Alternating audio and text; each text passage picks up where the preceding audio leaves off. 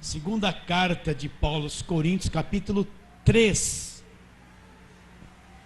Versículos, vamos ler, começar pelo versículo 17 do capítulo 2, depois começa o capítulo 3. Abra aí e acompanhe na sua Bíblia.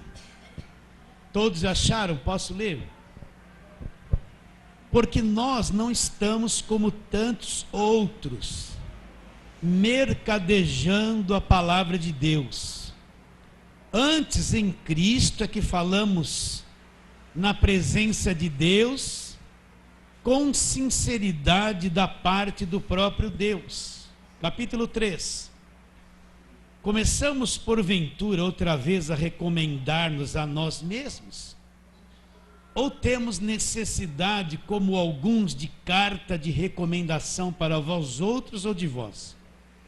Vós sois a nossa carta, escrita em nosso coração, conhecida e lida por todos os homens, estando já manifestos como carta de Cristo, produzida pelo nosso ministério, escrita não com tinta, mas pelo Espírito de Deus vivente, não em tábuas de pedra, mas em tábuas de carne, isto é, nos corações.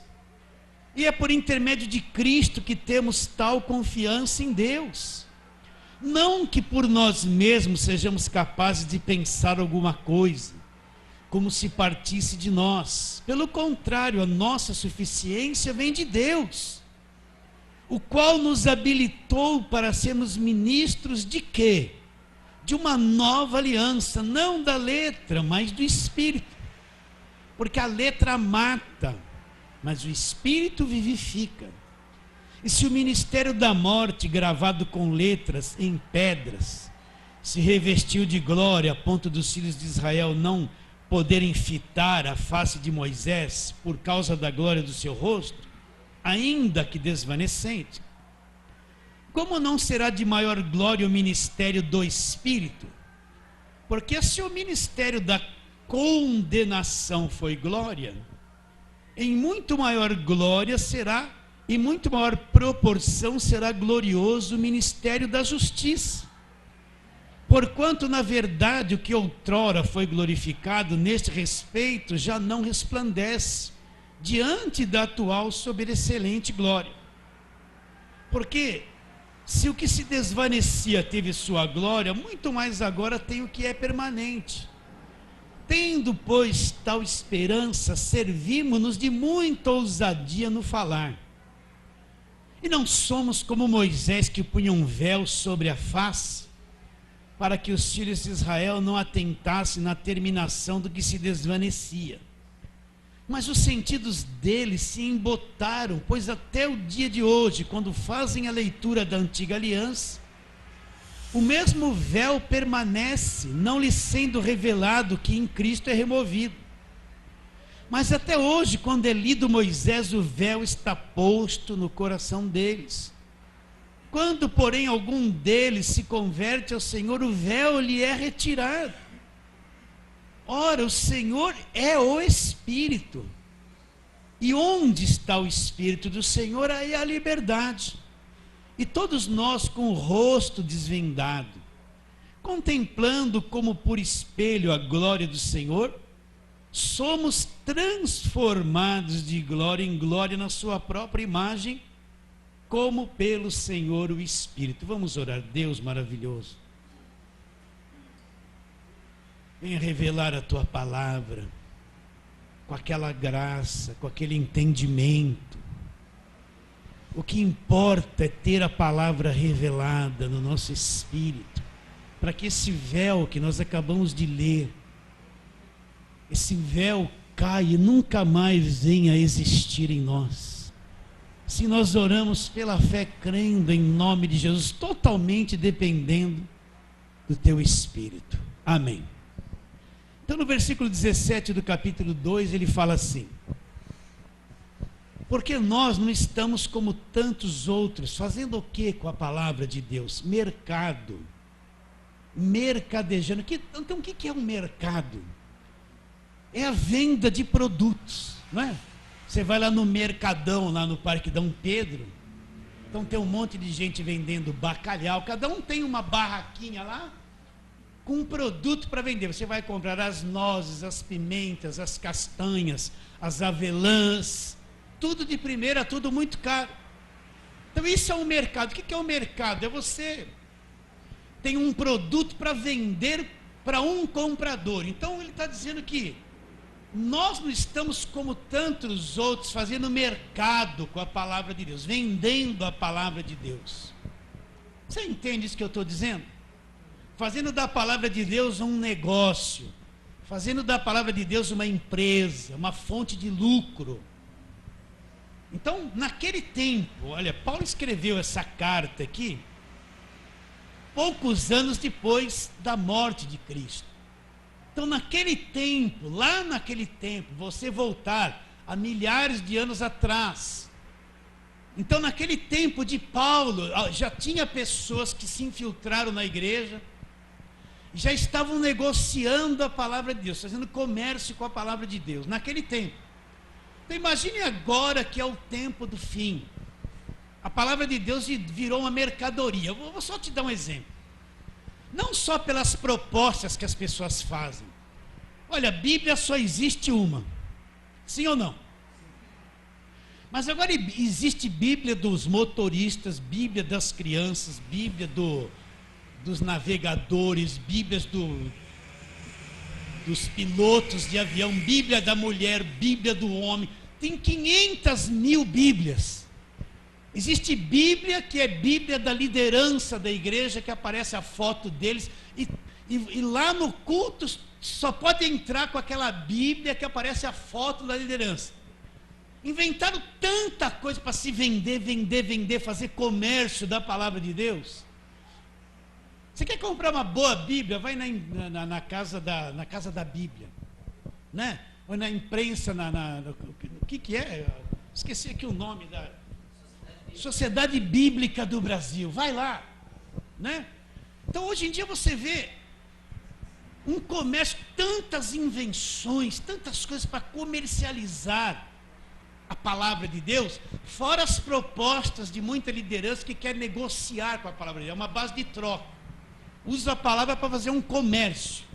Então, Paulo diz, nós não estamos como tantos outros comercializando a palavra de Deus. E ele diz assim, ó, antes em Cristo é que falamos, repare bem, em Cristo é que falamos na presença do próprio Deus. Então, quando eu estou falando com você, eu não estou escondido de Deus. Quando eu estou falando com você, estou na presença de Deus, e Deus prova o coração, para ver se há sinceridade naquilo que se ensina ou não. Deus prova o coração, para ver se o coração do pregador é honesto, é sincero, quer o bem das pessoas, quer o progresso espiritual de cada um, ou se ele não é sincero. Então Paulo fala, nós não estamos como tantos outros mercadejando a palavra de Deus.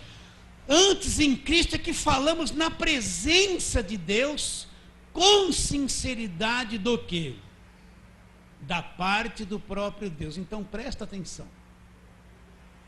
Todo pregador do evangelho, se ele não vem num púlpito com sinceridade da parte do próprio Deus, sabendo que Deus está olhando para o coração dele, se ele é verdadeiro ou não, por obrigação, todo pastor, toda liderança tem que vir num púlpito com sinceridade da parte do próprio Deus, falar a verdade, custe o que custar, nunca com uma segunda intenção de obter alguma vantagem sobre o rebanho.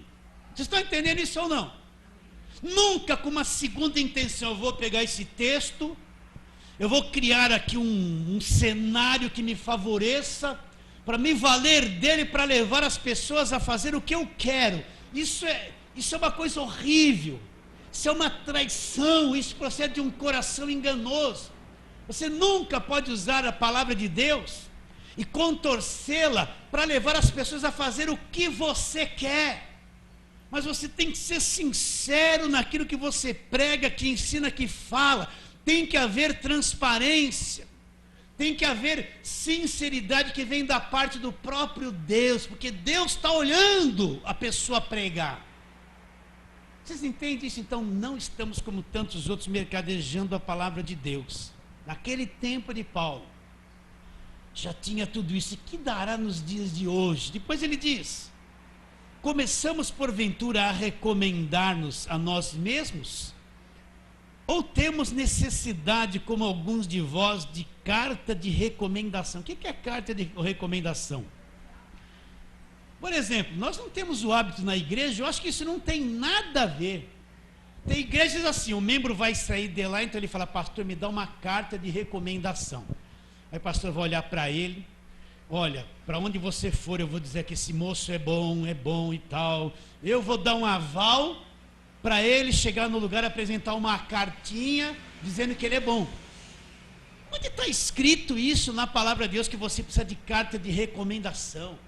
Primeiro, a igreja não é dono, a igreja não, você não, nem pastor, a igreja não manda em você, a igreja não é tua dona. Você pode entrar numa igreja livre e sair livre, você não precisa nem pedir bênção para pastor se quiser sair na igreja, se você quiser sair da igreja. Agora, se você tem amizade com o pastor, então é justo você dar uma satisfação pela amizade que tem.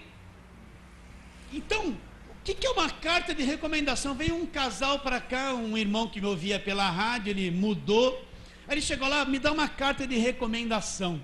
Ele está aqui, sabe de quem eu estou falando. Aí o pastor ia dar uma carta de recomendação: para que igreja você vai? Para crer somente. Então não dou, só dou uma carta de recomendação se você for para outra igreja do nosso ministério. Então isso não tem nada a ver com a Bíblia, meus irmãos. Carta de recomendação, sabe? Essa burocracia da igreja organizada, isso é uma enrolação, isso é engano. Porque a igreja é livre, você é livre para entrar, livre para sair. Ninguém é dono de você, eu não sou o teu dono. Vocês estão entendendo? Eu nunca posso querer controlar a tua vida. Eu só posso entrar na tua vida onde você me permite. Se você nunca me convidar para ir na tua casa, eu nunca vou falar que vou na tua casa. Porque você não me deu a liberdade. Vocês estão entendendo ou não? Então Paulo está questionando.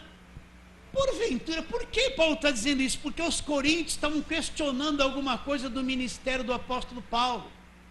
Então Paulo está dizendo: olha, por acaso eu preciso de carta de recomendação de vocês, ou de mim, ou de vocês, de um para outro? Não.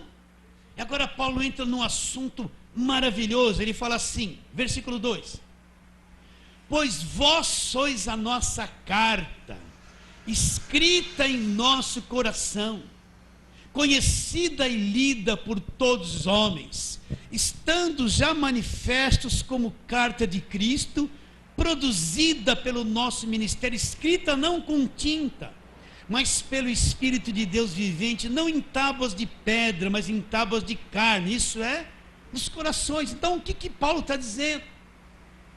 Que eles eram cartas vivas. Paulo entrou na igreja dos coríntios, levou eles a conhecer a Jesus, eles largaram a idolatria e o pecado. O evangelho foi introduzido no coração deles. Eles passaram a ser conhecedores do evangelho. Paulo diz que o ministério de Paulo é que produziu essas cartas vivas no coração deles. E eles eram cartas vivas produzidas pelo ministério de Paulo. E aonde a coisa estava escrita? A coisa estava escrita lá dentro, no coração. Então, cada crente que recebeu o evangelho, que entende o evangelho, que conhece o evangelho, é uma carta de Cristo.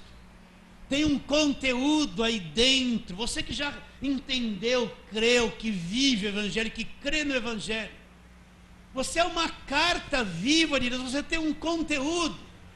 Você pode falar a verdade do evangelho, transmitir isso para qualquer pessoa, porque você conhece o evangelho. Agora, isso foi produzido pelo Espírito de Deus vivente, aonde? Dentro do coração. Então, a obra de Deus não é uma coisa externa, não é um reino externo organizado. A obra de Deus é algo feito no coração, no interior do homem, no espírito. Onde Deus faz uma obra dentro, no íntimo do ser humano, ele nasce de novo. E ali dentro o reino de Deus brota. Ali dentro ele passa a ter um conhecimento da verdade. Ali dentro ele passa a ser uma carta escrita. Ele conhece o Evangelho e pode transmitir o Evangelho. Uma carta escrita. Aí vem alguém aqui, ó. Meu irmão, vamos lá no culto de libertação. O que a carta escrita vai falar? Olha, você conhece Colossenses 1,13? A carta é escrita, está dentro do coração. Culto de libertação, porque ele não conhece nada da verdade. Eu, que sou uma carta escrita, nascido de novo, fui liberto do império das trevas. Então é um culto que não tem nada a ver comigo. Porque Cristo já me libertou. Ele tem isso dentro dele, ele é a carta escrita, sim ou não? Aí vem olha, vamos lá no culto de busca do Espírito Santo. Espera um pouquinho. Não sabeis que vocês são santuário? Olha a carta escrita, ele já sabe. Ele conhece o Evangelho. Eu vou buscar o quê? A Bíblia diz, não sabeis que vocês são santuário do Espírito de Deus, que está em vós. É a carta escrita. Foi gerada pelo Espírito esse conhecimento no coração. O Evangelho, ele é a carta escrita. Vocês acreditam nisso ou não? Estão entendendo o que eu estou dizendo? É a carta escrita. Então, dentro de cada um de vocês que conhece o Evangelho, você é uma carta escrita. Escrita não com tábuas de pedra, mas pelo Espírito de Deus vivente em nossos corações. Então, vamos ver uma coisinha aqui. Vamos para 1 Coríntios, no capítulo de número 4. Vamos ver o que Paulo fala dos próprios Coríntios, no versículo 15, um texto que eu leio bastante aqui. Primeira carta de Paulo aos Coríntios, capítulo 4, versículo 15. Porque ainda que tivesse milhares de preceptores em Cristo, não teríeis contudo muitos pais, pois eu pelo Evangelho vos gerei em Cristo. Então o que Paulo está dizendo? O que é uma gestação? A mulher fica grávida, ela vai durante 9 meses gerar aquela criança. Começa com uma coisa microscópica, depois vai crescendo, durante 9 meses aquilo vai sendo gerado dentro dela até o momento de dar à luz. Então Paulo fala que pelo Evangelho ele fez isso com os coríntios, gerou os coríntios, houve uma gestação. Houve todo um trabalho do Espírito Santo através do ministério de Paulo, e Paulo conseguiu gerar os coríntios no Evangelho, através do Evangelho. Eles foram gerados, entraram nessa dimensão através do Evangelho. Então é o Evangelho que gera a nova vida, que gera a nova criatura, que gera as cartas vivas, que somos nós que conhecemos o Evangelho. Vamos para outro texto, Lucas capítulo 17. Lucas 17, fizeram uma pergunta para Jesus. Quem fez as perguntas? A pergunta os fariseus, versículo 20 em diante. Para os fariseus o reino de Deus era uma coisa visível, eles queriam ver. O reino de Deus seria um reino político, o Messias que eles esperavam era alguém em questão política, uma liderança que acabasse com os romanos, libertasse o povo de Israel. Eles esperavam um Messias de guerra. Eles viam aquelas guerras, eles esperavam alguém do Velho Testamento com aquele jeito. O reino de Deus para eles era isso, sugeria um Messias com um reino terreno. Eles não esperavam um reino eterno, um reino espiritual. Então eles chegam diante de Jesus e fazem a pergunta, versículo 20 de Lucas 17. Interrogado pelos fariseus, os fariseus interrogando eles sobre quando viria o reino de Deus, Jesus lhes respondeu: não vem o reino de Deus com visível aparência. Então Jesus diz: olha, o reino de Deus não é uma coisa visível que vocês vão ver, não é uma organização religiosa que os olhos de vocês vão estar vendo. Não é isso o reino de Deus. Ele não vem com aparência visível, uma coisa invisível o reino de Deus. Depois ele diz: nem dirão, versículo 21, ei-lo aqui ou lá está. Ninguém vai poder dizer: olha o reino de Deus ali, olha o reino de Deus aqui, porque o reino de Deus estará onde? Aonde estará o reino de Deus? O reino de Deus estará dentro de vós, dentro de vós. Olha a carta escrita. Então, Deus vem e implanta o reino dele está em todo o planeta. Você vai falar assim, bom, pastor, então o reino de Deus é esse monte de igreja organizada que está aí. Não é, isso é a igreja organizada. O reino de Deus não depende dessa organização que você está vendo. A organização do reino de Deus é outra coisa. Nem tudo que está aí é o reino de Deus, mas uma coisa eu afirmo, no meio de tudo que está aí, existe o reino de Deus implantado aonde? Dentro, no coração arraigado. A carta está escrita ali. O reino de Deus está implantado dentro dos verdadeiros filhos de Deus. É uma coisa invisível, não é a igreja organizada. Isso aí é a religião que está organizada com as suas normas, as suas regras, as suas tradições, a sua liderança. Mas o reino de Deus não vem de visível aparência, mas ele estará aonde? Dentro. Aquele que crê, acontece aquilo. O reino de Deus é implantado. Tem uma coisa maravilhosa o reino de Deus, ele já está na terra, está no coração de milhares e milhões de pessoas que tiveram uma visão de Jesus Cristo, que compreenderam Jesus Cristo, que nasceram de novo, né? Que tem o Espírito habitando dentro deles, pessoas que foram arrancadas do império das trevas, estão espalhadas por todos os lugares. O reino de Deus já está implantado no coração. Mas se você olhar às vezes as pessoas externamente, você não vê nada. Mas lá dentro, o reino de Deus estará onde? Dentro. A carta viva é uma coisa que está dentro de cada um de nós. Você aceita isso? Você está entendendo o que eu estou te dizendo? Sim ou não? Tem esse conteúdo aí dentro de você? Por que eu falo da igreja organizada? Porque a igreja está organizada de um jeito, meus irmãos, que virou esse sistema. O que é um sistema? É uma direção, uma organização que todo mundo tem que correr atrás e fazer a mesma coisa.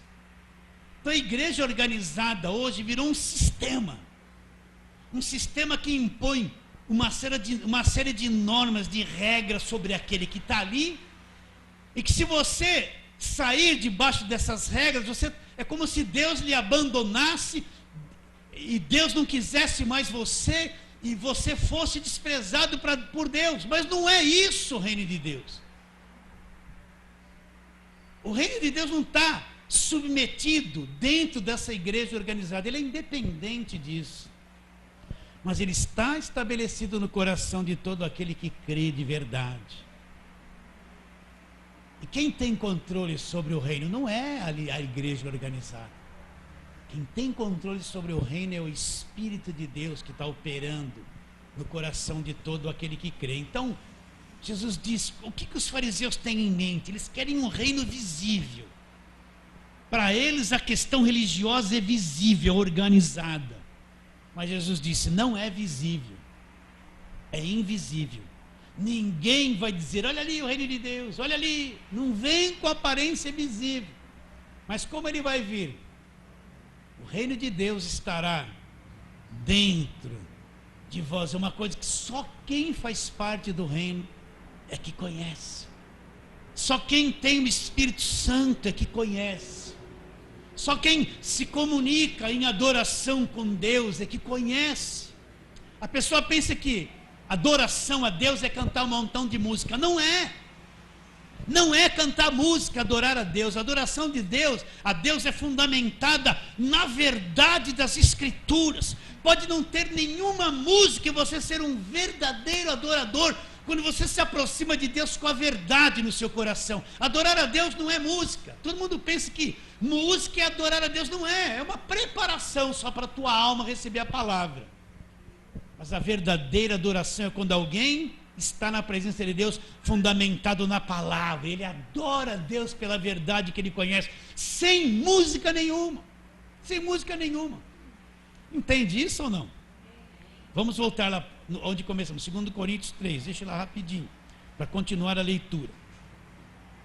O reino de Deus está dentro de vós, né? Então no capítulo 3, ele vai dizendo no versículo 2: vocês são a nossa carta escrita no coração, conhecida e lida por todos os homens, estando já manifestos como carta de Cristo. Olha lá, produzida pelo nosso ministério, escrita não com tinta, mas escrita por quem? Pelo Espírito de Deus vivente, não em tábuas de pedra. O que eram essas tábuas de pedra?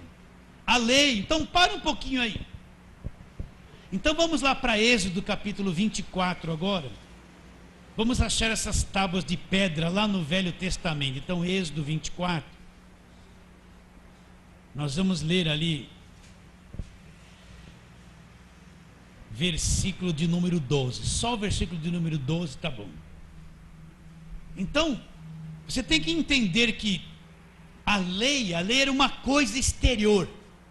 Era um montão de proibições exteriores, um montão de festas exteriores, uma batalha física contra os inimigos. Era um montão de pode ou não pode, só exterior. Mas não mudava, não operava dentro do coração dos homens. Então, é isso que Paulo está mostrando. No versículo 12 do capítulo 24 de Êxodo diz assim: então disse o Senhor a Moisés: sobe a mim ao monte e fica lá. Dar-te-ei as tábuas de pedra, e a lei, e os mandamentos que escrevi para os ensinares. O que Deus está dizendo? Moisés, você sobe no monte. Eu vou te dar as tábuas de pedra, que são os mandamentos, a lei, para você ensinar o povo. Então o que são essas tábuas de pedra? Você já marcou aí Êxodo 24? Volta lá para os Coríntios de novo. O que são essas tábuas de pedra que Paulo está dizendo? Versículo 3, do capítulo 3 de 2 aos Coríntios: estando já manifestos como carta de Cristo, produzida pelo nosso ministério, escrita não com tinta, mas pelo Espírito de Deus vivente, não em tábuas de pedra. Por que ele fala tábuas de pedra? Porque a lei foi uma coisa morta, foi um monte de mandamento dado aos homens, mas não gerava dentro deles a nova vida, não implantava o reino de Deus no espírito deles. Ninguém nascia de novo. Então Paulo está dizendo que eles eram cartas de Cristo, produzida pelo ministério dele, né? Escrita pelo Espírito de Deus vivente, não como na velha aliança, que era tábuas de pedra, mas em tábuas de carne. Aonde? Isto é, os corações. Então a coisa seria dentro do coração das pessoas. Dentro do coração das pessoas. As cartas vivas, né? O crente que é uma carta viva, Deus operando dentro, no coração dele. Ele continua dizendo, versículo 4: é por intermédio de Cristo que temos tal confiança em Deus. Não que por nós mesmos sejamos capazes de pensar alguma coisa, como se partisse de nós. Pelo contrário, a nossa suficiência vem de quem? Vem de Deus, o qual nos habilitou para sermos ministros de uma nova aliança. Não da letra, não das tábuas de pedra lá, mas do Espírito, porque a letra mata, mas o Espírito é o quê? O Espírito é o que vivifica. Então Paulo fala, não que por nós mesmos sejamos capazes de pensar alguma coisa. Olha Paulo como mostra a insignificância do ser humano em produzir o ministério da nova aliança. Ele fala assim, não que por nós mesmos sejamos capazes de alguma coisa. E tem uma coisa que todo pregador, aquele que faz a obra, vai entendendo no decorrer do tempo. É que ele é incapaz de converter alguém, ele é incapaz de mudar um coração de uma pessoa. Ele é incapaz de mudar o seu próprio coração. Ele é incapaz, pelas suas próprias forças, de ser um crente verdadeiro por si mesmo. Ele é incapaz de cumprir o que a nova aliança pede. Ele é incapaz de crer como tem que crer. Isso é a melhor descoberta, porque quando você descobre que você é incapaz, aí que você vai entender o que Paulo disse: a nossa suficiência vem de Deus. Então é Deus que age em você. É Deus que sustenta a tua fé. É Deus que sustenta o reino dentro de você. É Deus que te preserva, é Deus que te segura. Você pensa que você é bonzinho, é fortinho, é melhor que os outros, que o teu jejum resolveu o problema, vigia? Não! É Deus que te segura, que te mantém salvo, que te mantém na presença dEle, que resplandeceu o seu rosto sobre você, que te dá sede da verdade, que te revela a palavra, que faz com que você seja um crente e viva sendo um crente. É Deus que te sustenta, porque se Deus se retirar de você um segundo, você nega tudo, meu irmão. Ele é o nosso sustentador, a nossa suficiência, a nossa força vem de Deus. Por isso que quando eu tenho essa prática, quando um monte de coisa vem para minha cabeça querendo tirar a minha paz, eu falo, espera um pouquinho. É Deus que resolve tudo, não sou eu.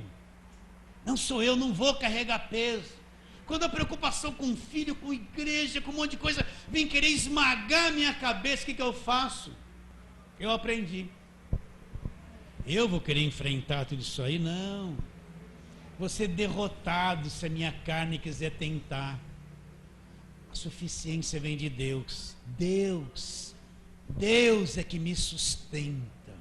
Entende isso? Deus é que segura, não é você. Eu vou para a igreja. Até essa sede de vir para a igreja, é Deus que põe no seu coração. Você pensa que é você que produziu isso? É Deus que põe, né? Se você continua na presença de Deus, você vai falar, eu me esforcei, sim, mas esse esforço, isso vem de Deus. A nossa suficiência vem de Deus. Por isso que quando a gente entende isso, acabou a arrogância. Acabou, você não pensa mais que você é alguma coisa. Você não pensa mais que é um pouquinho mais santo que os outros. Você não pensa mais que você é melhor que alguém. Você não pensa mais que você é o melhor pregador e só você está com a razão. Você não pensa mais isso porque você foi tocado pela sua fragilidade. Você descobriu que você é incapaz. É a melhor descoberta que você tem que fazer. Porque quando você acha incapaz, então Deus vai encontrar espaço em você para mostrar a capacidade dele. Vai mostrar. Se você entendeu a nova aliança, você pensa que você entendeu pelo seu esforço, ele que te revelou. Se hoje você tem uma visão do reino e saiu do sistema, não foi porque você se esforçou, ele te revelou, ele abriu o teu entendimento. Deus faz tudo, meus irmãos. Então Paulo se põe numa posição bem humilde, ele fala assim, não que por nós mesmos sejamos capazes de pensar alguma coisa, como se partisse de nós. A nossa suficiência vem de quem? Vem de Deus. Então como é bom saber disso. De vez em quando eu estou meditando na palavra, eu falo, Senhor, eu tenho que pregar para aqueles meus irmãos. Eu ainda não sei o que falar, se o Senhor não me inspirar. Aí eu nem olho mais para a Bíblia, eu vou falar, vou ficar esperando. E às vezes Deus dá uma provinha para o pregador. Que a gente gosta de organizar tudo, marcar tudo, elaborar tudo, né? Às vezes não vem o que falar. Às vezes é lá 3 horas da tarde e faz assim. Você já viu uma gotinha assim? Tem um balde ou uma bacia com água e cai uma gotinha assim, ó. Plum, faz um barulhinho assim. Plum, faz isso aqui dentro. Faz. Plum. Aí me brilha um versículo. Fala, ai Senhor, é isso. Aí eu olho para aquilo e vem todo aquilo que eu vou falar para vocês. Enquanto eu estava lá rachando minha cabeça, me organizando, eu não sei o que você precisa. Só Deus sabe, eu posso estar indo para lá e você precisa que eu vá para cá e eu vou atrapalhar tudo. Aí Deus vem com aquela coisinha e abre ali um caminho sobre o que você vai falar. A suficiência vem de Deus. Aí você descansa no que você vai falar e Ele abre o teu entendimento. Entende isso, queridos? A suficiência vem dEle. Graças a Deus que eu não dependo de mim mais. Há muito tempo. Não dependo mais de mim, de sabedoria humana.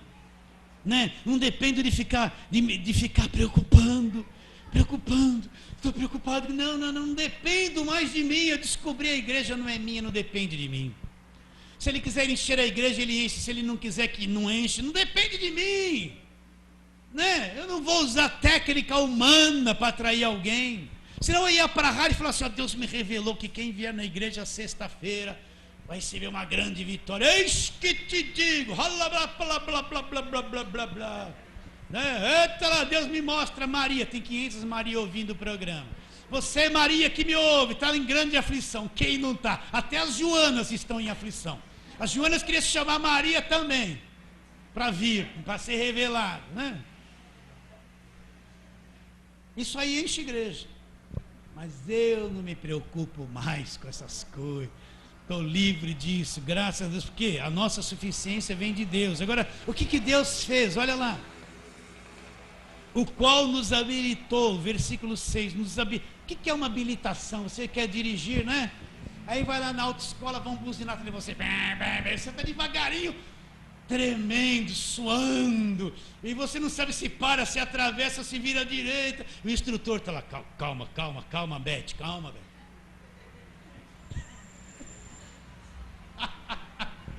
É. Mas depois de um tempo você vê que o carro não é o quebra-cabeça, que aquilo é a maior moleza, é só ter calma, né? Aí depois você vai lá, paga lá para a turma que você vai fazer o exame, porque eles vão te repetir 10 vezes, você vai ter que pagar. Vai pagar ou não vai? Vai ter que pagar. A não ser que você for 10 vezes, você vai. Bom, se você não paga do jeito, paga de outro, porque você tem que pagar uma taxa cada vez que vai fazer o exame, então tem que pagar de qualquer jeito. Aí você pega lá, minha carteira de habilitação em todo o território nacional. O que você quer dizer? Aquele documento diz: esta pessoa está habilitada, autorizada pelas autoridades de trânsito a dirigir em todo o território nacional, não é? Eles te habilitam. Eles te provaram, você fez prova escrita, prova, né, prática. Então você está habilitado agora. Então o que ele está dizendo? Que Deus nos habilitou. Eu não precisei fazer o exame, eu não precisei pagar por nada para passar. Deus é que nos habilita, que cria em nós uma situação que nos torna uma pessoa habilitada, preparada para quê?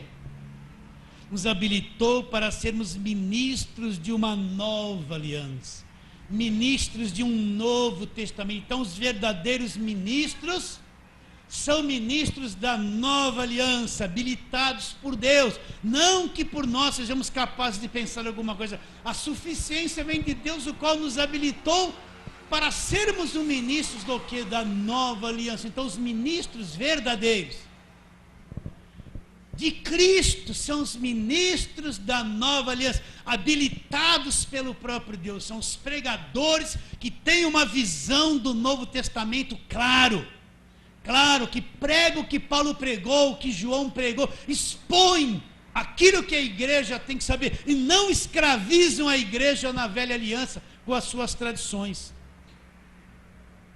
Quem nos habilitou, o qual nos habilitou para sermos ministros de uma nova aliança, não da letra, mas do Espírito, porque a letra mata. Que letra que mata? A letra da lei, não é? A pessoa fala assim: não, eu não vou fazer teologia, não vou estudar a Bíblia, porque a letra mata. Então ele fica naquele versículo: abre a boca que eu te encherei. Se Deus quiser falar, ele fala até por um jumento, fala por um jumento, mas nunca mais falou por um jumento, né? Ele fica nisso e não conhece a palavra de Deus, não tem conhecimento da verdade. Então a letra que mata é a letra da lei, da velha aliança, que escravizava, que punha jugo, que punha peso e não fazia ninguém nascer de novo. Essa é a letra que mata, não conhecer a palavra de Deus. Depois ele vai dizendo: não da letra, mas do Espírito, porque a letra mata, mas quem torna a coisa viva é o quê? É o Espírito. Então vamos lá no Velho Testamento procurar essa nova aliança que Paulo está dizendo aqui. Vamos lá, primeiro em Jeremias 31. Salmos, Provérbios, Eclesiastes, Cantares de Salomão, aí vem o quê? Isaías, depois vem Jeremias. Jeremias 31, vamos encontrar dois profetas que profetizaram sobre a nova aliança. Jeremias 31, vamos lá. Então ele está dizendo, Jeremias 31 em diante: eis aí vem dias, diz o Senhor, e que firmarei nova aliança com a casa de Israel e com a casa de Judá, não conforme a aliança que fiz com seus pais no dia em que os tomei pela mão, para os tirar da terra do Egito, porquanto eles anularam a minha aliança, não obstante eu os haver desprezados, diz o Senhor. Porque esta é a aliança que firmarei com a casa de Israel depois daqueles dias, diz o Senhor: na mente imprimirei as minhas leis, também no seu coração lhas escreverei. Eu serei seu Deus e eles serão o quê? O meu povo. Então Jeremias viu isso. Deus está dizendo: olha, essa primeira aliança não resolveu, eles não cumpriram isso, mas eu vou fazer uma nova aliança. Essa nova aliança não vai consistir em letras, em tábuas de pedra, como foi feito com Moisés, mas eu vou trabalhar na mente deles, eu vou renovar a mente deles, eu vou inscrever as coisas lá dentro, no coração, no espírito deles. A coisa é interior.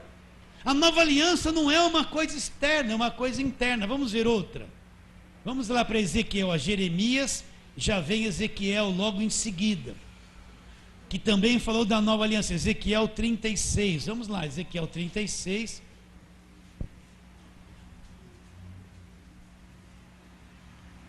versículo 26, Ezequiel 36, 26, onde Deus está falando sobre como seria essa nova aliança. Ele diz: dar-vos-ei coração novo, Ezequiel 36, 26, e porei dentro de vós o que? Um espírito novo. Tirarei de vós o coração de pedra, aquele coração duro, morto. Dar-vos-ei um coração de carne. Porei dentro de vós o meu espírito e farei. Quem que vai fazer nós andarmos os estatutos? E farei que andeis nos meus estatutos. É Deus que faz. Guardeis os meus juízos e os observeis.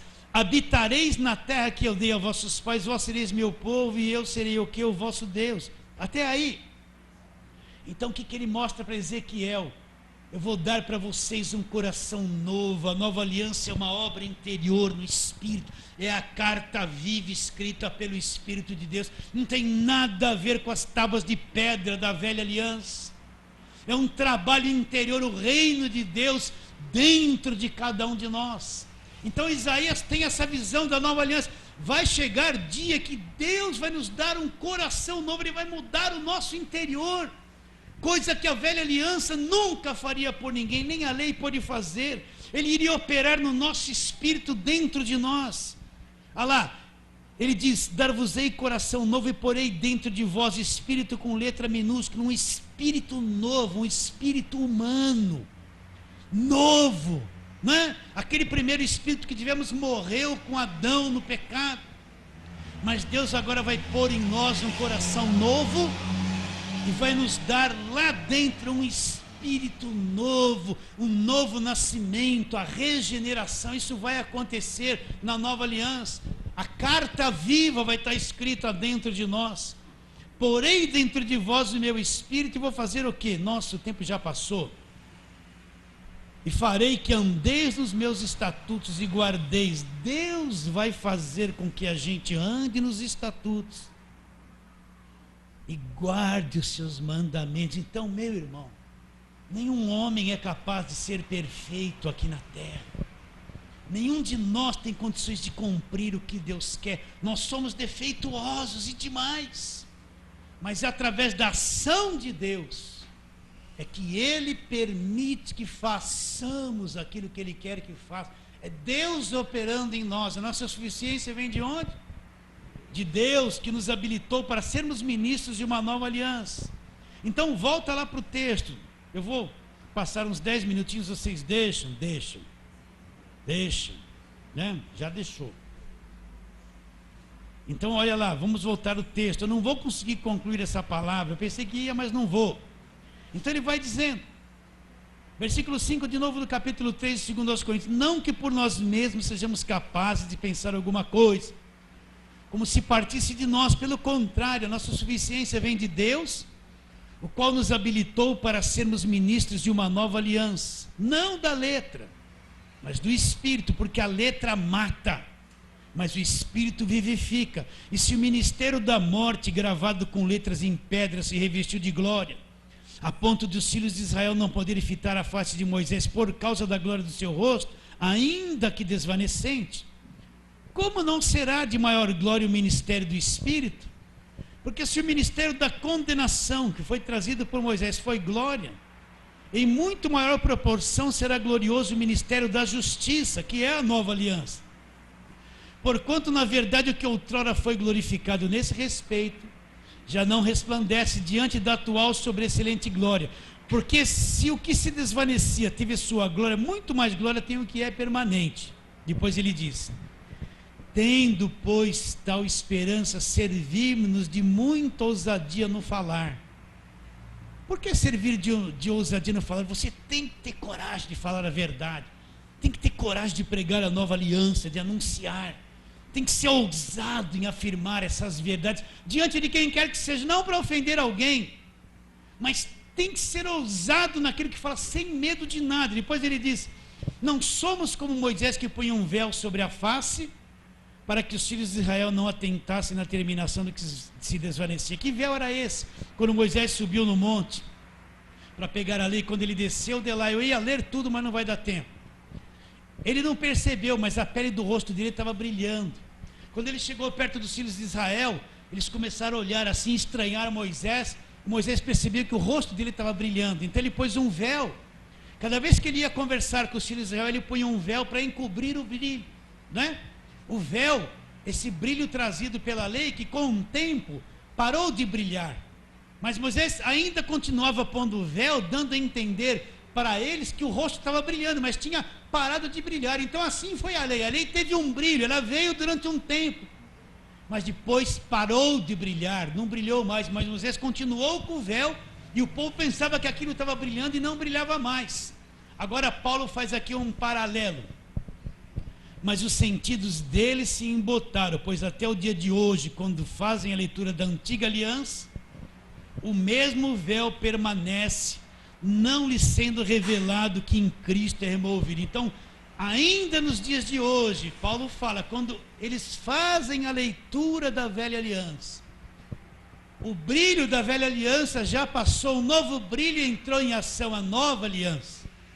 Então, quando eles fazem leitura da velha aliança, ainda aquele véu está posto no coração deles. Então eu digo, meus irmãos, nós estamos no Novo Testamento, nós somos o povo da nova aliança, nós não somos o povo do Velho Testamento. Quando Cristo veio na cruz, Ele cumpriu tudo, estabeleceu uma nova aliança. Nós somos igreja, nós somos o povo do Novo Testamento, nós não vivemos debaixo da velha aliança. Tem muita coisa linda no Velho Testamento, amém, precisamos conhecer, sim, mas nós não estamos debaixo da lei. Tudo aquilo que leva você a viver debaixo da velha aliança te põe debaixo de escravidão, te põe debaixo de escravidão. Então ele diz o quê? Que isso cria um véu grande no coração das pessoas, como criou no coração deles. Então fala no versículo 14: mas os sentidos deles se embotaram, pois até o dia de hoje, quando fazem a leitura da antiga aliança, o mesmo véu permanece, não lhe sendo revelado que em Cristo é removido. Então, o único meio de remover o véu, o único meio de remover tudo aquilo da velha aliança, é só através de Cristo. Cristo é que remove o véu da tradição e o véu da lei. Aí ele continua dizendo: mas até hoje, quando é lido Moisés, o véu está posto no coração dele. Quando algum deles se converte ao Senhor, o que é se converter ao Senhor? Eu só creio em Cristo e no que Ele fez na cruz, eu não creio em nada mais.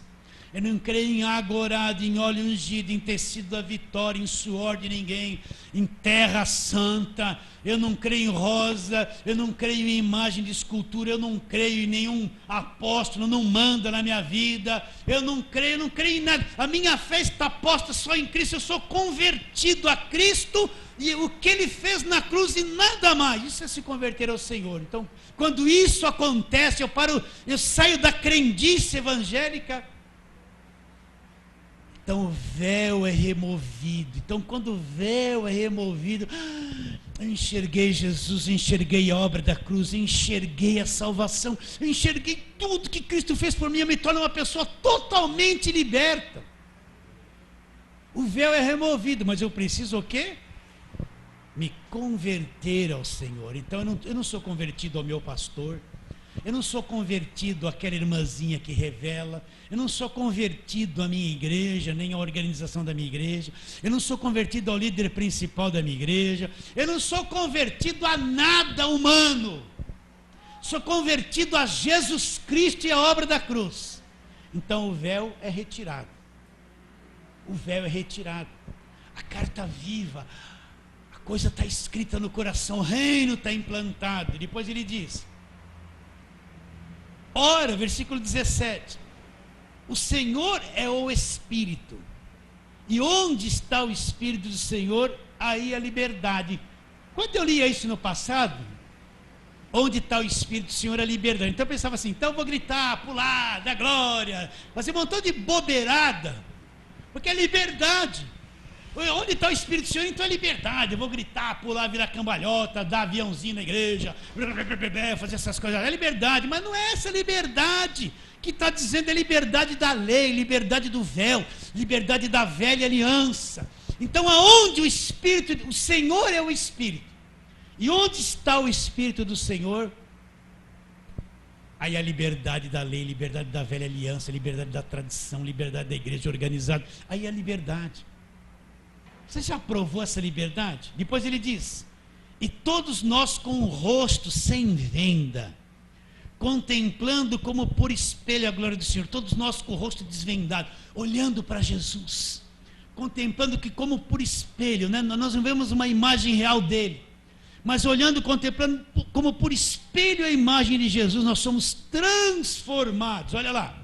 E todos nós com o rosto desvendado, contemplando como por espelho a glória do Senhor, somos transformados de glória em glória, na sua própria imagem, como pelo Senhor o Espírito. Então, com o rosto sem venda, vendo Jesus Cristo, o Espírito Santo está trabalhando em nós, e nós estamos sendo transformados para sermos o quê?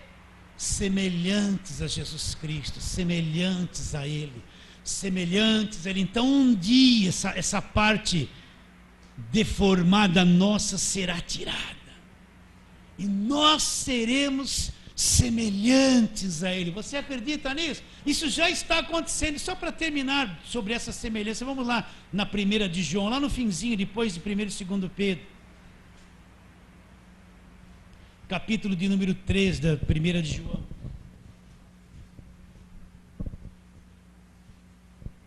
Versículo 1 ele diz, 1 de João 3:1: vede que grande amor nos tem concedido o Pai, a ponto de sermos chamados filhos de Deus. E de fato somos filhos de Deus. Por essa razão o mundo não nos conhece, porquanto não conheceu a Ele mesmo. Amados, agora somos filhos, e ainda não se manifestou o que havemos de ser. Presta atenção.